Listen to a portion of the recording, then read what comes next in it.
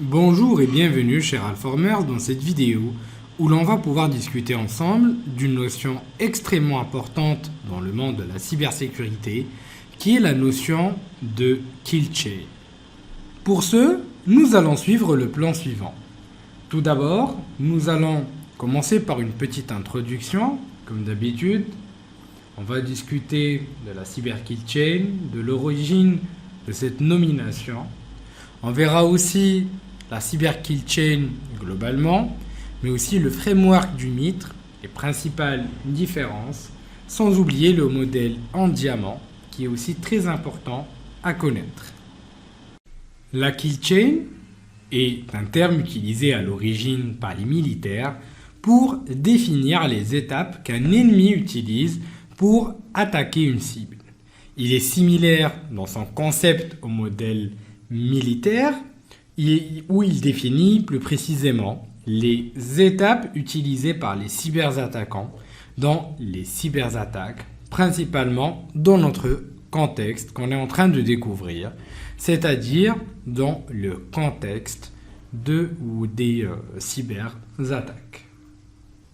Nous retrouvons ici un exemple de la cyber kill chain, ou plus précisément des différentes étapes ou processus de cette dernière. Cette dernière se compose donc de différentes étapes et nous allons tout d'abord commencer par la première étape qui est la reconnaissance. Tout d'abord, l'attaquant va pouvoir commencer par la phase de reconnaissance où il va essayer de pouvoir planifier sa phase d'opération ou sa phase d'attaque. Cette phase est une des phases les plus importantes. Cette dernière va pouvoir permettre à l'attaquant de pouvoir comprendre comment la cible va pouvoir fonctionner, entre parenthèses, comment pouvoir définir ses objectifs, donc qui vont dépendre de ce qui va être exposé, et tout ça se base sur les recherches qui vont être effectuées. Ce qui consiste principalement à pouvoir récupérer des adresses e-mail, à identifier les employés de l'organisme au niveau des réseaux sociaux, à collecter des articles de presse, des contrats, des conférences où donc les différents opérateurs ou les différents employés de l'entreprise vont assister, mais aussi d'autres informations comme l'exposition donc de serveurs ou de ressources sur Internet. À partir de là, une fois qu'on a une phase de reconnaissance qui a été bien établie, à ce moment-là, on va passer à la phase donc, de weaponization, ce qu'on appelle aussi d'armement. Cette phase donc, va dépendre de la phase de reconnaissance. Cette dernière, ou au niveau de cette dernière, l'attaquant va pouvoir préparer sa phase d'attaque. Plus précisément, et dépendamment des outputs de la phase de reconnaissance, il va choisir le type d'outil qu'il va pouvoir exploiter, le type d'approche. Il va essayer de pouvoir générer son malware, sa backdoor ou encore tout simplement définir son vecteur d'attaque. Ça peut être des exploits, ça peut être par rapport à des fuites d'informations sur Internet, ça peut être des malwares qui vont être intégrés dans des fichiers, donc Office par exemple, ou tout simplement des backdoors comme il y a partout, comme sur du Meterpreter, du Poison IVY, et ainsi de suite. Tout va dépendre de ce qu'on va récolter comme information et du vecteur d'attaque qu'on va pouvoir exploiter. Vient ensuite la phase de delivery où l'attaquant va pouvoir exécuter son opération et va pouvoir exploiter différentes approches. Ça peut être des approches physiques, ça peut être des approches de phishing, donc physique par exemple par clé USB, donc par mail globalement, par interaction au niveau des médias ou des réseaux sociaux. Ça peut être du waterholing, donc plus précisément des plateformes web qui ont été compromises en insérant son malware à l'intérieur. Bref, toute manière ou toute méthodologie ou toute approche qui va permettre à l'attaquant de pouvoir délivrer son malware et donc de pouvoir le faire, autrement dit, exécuter par sa cible, excusez-moi. Ça peut être aussi bien sûr une exécution d'un exploit, donc l'exploitation d'une vulnérabilité ou toute approche permettant de pouvoir arriver à pouvoir délivrer entre parenthèses le malware ou le logiciel globalement malfaisant, malveillant si vous préférez, à la cible. Vient ensuite la phase d'exploitation où donc tout simplement l'attaquant va pouvoir gagner un accès à la machine de la victime ou à son réseau ou à un système d'information où il va exploiter différentes vulnérabilités afin de pouvoir accéder au système mais aussi à élever ses privilèges. Ça peut être du software, du hardware, des vulnérabilités humaines, de l'acquisition de zero day, de l'exploitation de vulnérabilités basiques ou encore tout simplement en forçant ou en manipulant l'utilisateur jusqu'à ouvrir une pièce jointe ou cliquer sur un lien malicieux. Ensuite vient la phase d'installation, donc on appelle ça la phase d'installation, où typiquement l'attaquant va pouvoir installer donc une backdoor persistante au niveau de la machine ou implémenter donc un accès persistant au niveau de l'environnement du réseau victime, ce qui va s'approcher un petit peu de mettre en place globalement et de manière simple une backdoor, en rajoutant des méthodologies de persistance comme des clés de registre ou tout simplement en exploitant d'autres techniques qui permettent de pouvoir mettre en place une persistance continue.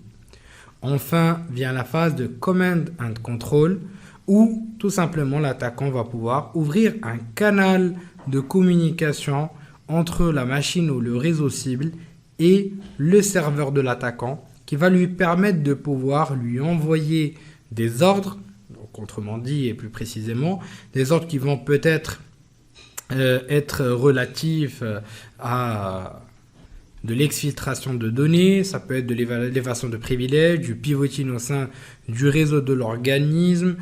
bien sûr et généralement. Il va utiliser des techniques, ce qu'on appelle du tunneling, pour pouvoir bypasser donc les méthodologies de protection de détection traditionnelles, et il va passer par des protocoles communs comme du web, comme du DNS, comme du POP3, du LSMTP, de l'ICMP parfois même, pour éviter qu'il puisse être détecté. Et à partir de là, l'attaquant va pouvoir envoyer tous ses ordres et va pouvoir aussi donc recevoir les différentes informations qu'il va principalement exfiltrer. Et bien sûr, à partir de là, et pour la dernière phase, ce dernier va pouvoir arriver ou achever l'objectif de sa mission qui peut être élever ses privilèges, faire de la reconnaissance interne, faire du pivoting sur le réseau de l'organisme, détruire des systèmes, altérer des datas ou tout simplement exfiltrer des données. La cyber kill chain qu'on vient de découvrir applique le modèle centenaire de la chaîne militaire à une cyberattaque.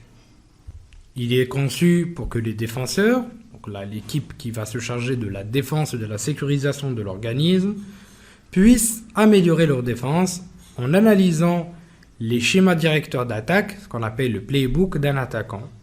permettant ainsi d'interrompre l'attaque en brisant cette chaîne relativement à chaque phase,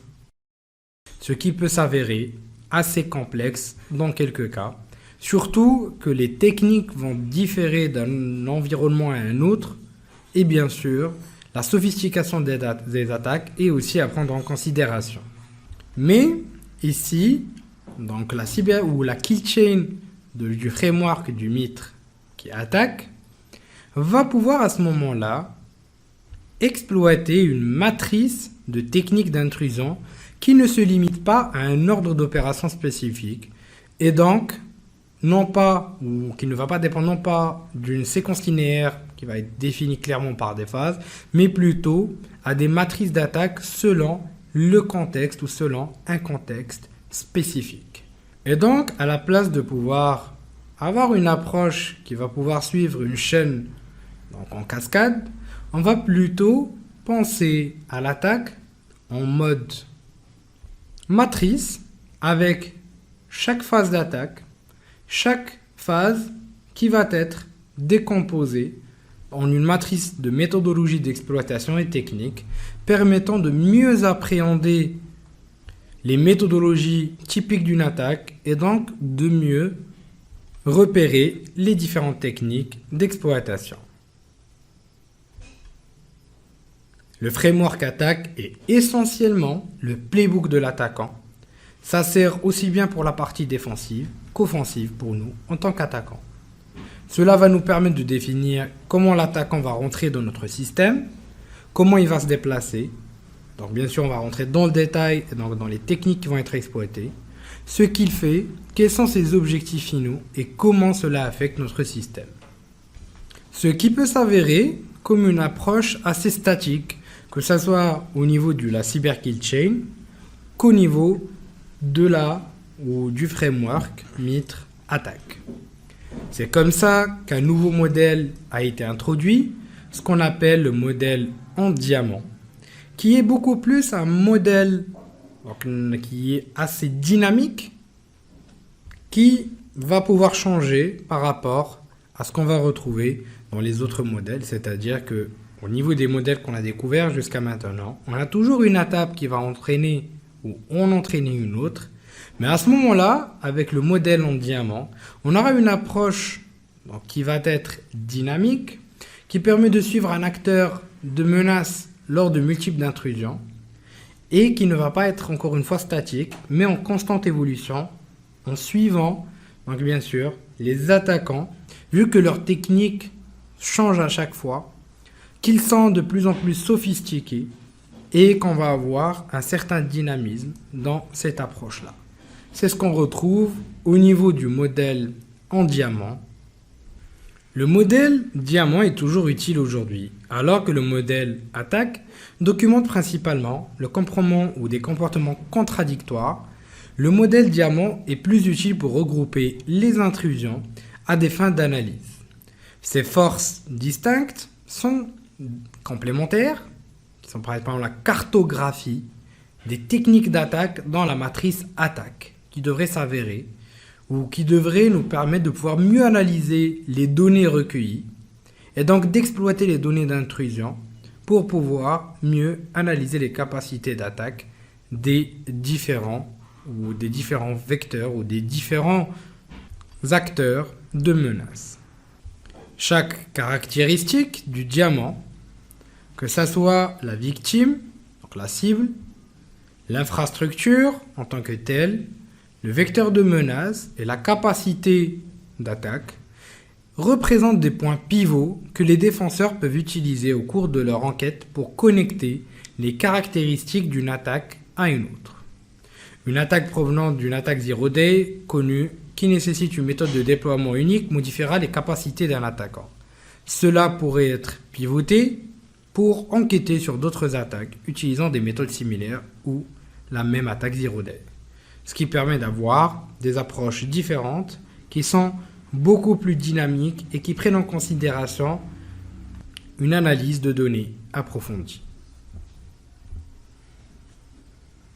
Je vous dis ici à la fin de la formation, nous allons donc découvrir comment mettre en place concrètement une analyse assez approfondie d'une kill chain à travers différents frameworks.